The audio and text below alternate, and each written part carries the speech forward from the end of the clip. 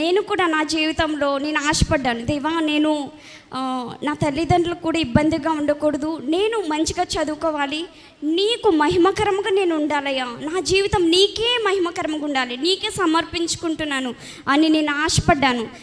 నా ఆశను దేవుడు ఆయన పిలుచుకున్నారనమాట. నార్త్ ఇండియా ఎక్కడైతే సేవ లేదో అక్కడికి రా, నేను నిన్ను అక్కడ యూజ్ చేసుకుంటానని దేవుడు అక్కడ అంటే సువార్త అందని వారికి చెప్పడానికి నన్ను ఎటువంటి యోగ్యత జ్ఞానము అర్హత లేనటువంటి నాకు, చదువుకోవాలన్న ఆశ ఉన్న నాకు ఎంఎస్సి చేయడానికి దేవుడు అర్హతనిచ్చారు. ఇప్పుడు ఎన్ఐటీలో నేను మినీ పిహెచ్డి చేయడానికి దేవుడు అవకాశం ఇచ్చారండి. అది దేవునికి మాత్రమే మహిమ చెందాలి.